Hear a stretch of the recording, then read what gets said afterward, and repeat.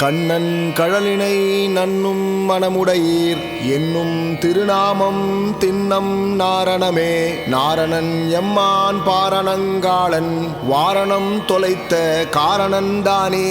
ஆழ்வான் அழிநீர் கோல்வாய் அரவணையான் தாழ்வாய் மலரிட்டு நால்வாய் நாடீரே.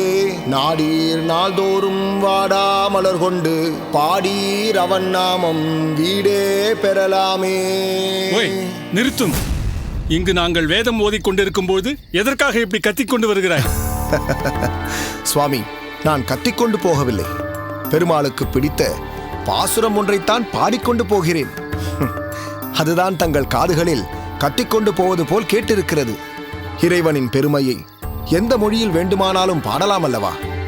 ஓ, நீ பாடும் தமிழ் பாசுரம் எங்கள் வேதத்தை விட உயர்ந்தது என்கிறாயா? இல்லை, நான் அப்படியெல்லாம் சொல்லவில்லை.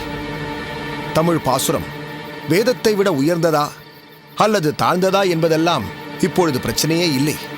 நீங்கள் யாரை மனதில் நினைத்து வேதம் மூலமாக வழிபடுகிறீர்களோ அந்த இறைவனை நானும் திராவிட வேதத்தின் மூலம் பாடி வழிபடுகிறேன். நாம் அனைவருமே ஒருவரை பற்றித்தான் பாடுகிறோம். நான் பாடியது நம் அன்னை தமிழில் இருப்பதால் உங்களுக்கும் எனக்கும் அனைவருக்கும் அது புரியும். அது மட்டுமின்றி அதன் அர்த்தத்தையும் ஆழ்ந்து அனுபவிக்க முடியும். ஏய் திருக்கச்சி, ஒன்றுக்கும் உதவாத உன் வியாக்கியானத்தை உன்னோடு வைத்துக்கொள். அதையெல்லாம் நாங்கள் கேட்க தயாராக இல்லை.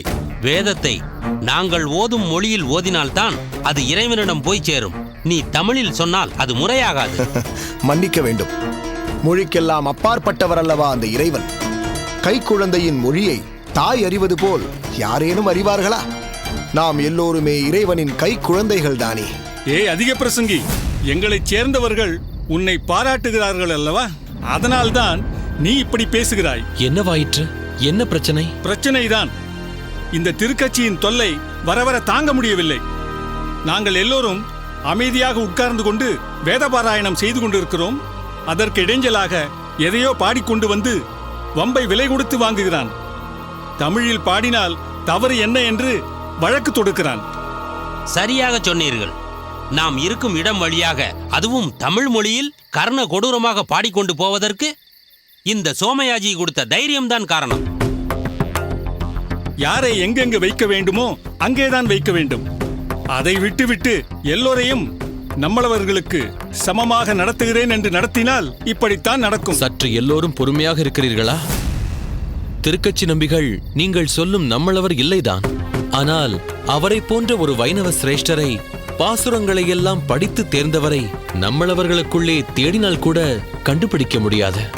என்ன ஓய் சோமயாஜி, எங்களை எல்லாம் பார்த்தால் வேதத்தை முழுமையாக படித்த உயர்ந்த சிரேஷ்டர்களாக தெரியவில்லையா? கோபப்படாதீர்கள் சுவாமி.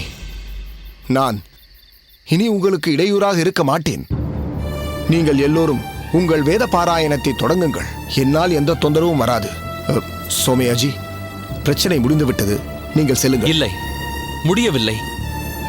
இவர்கள் உள்ளத்தில் படிந்திருக்கும் உயர்குலம் எனும் ஒட்டடையை அகற்றாதவரை இந்த பிரச்சனை முற்றுப்பெறாது. ஒட்டடையாம் தெருப்புழுதியாம்.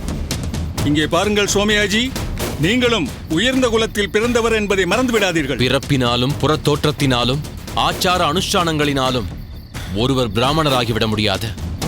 இவைகளை வைத்து நாமெல்லாம் பிராமண சிரோன்மணிகள் என்றும்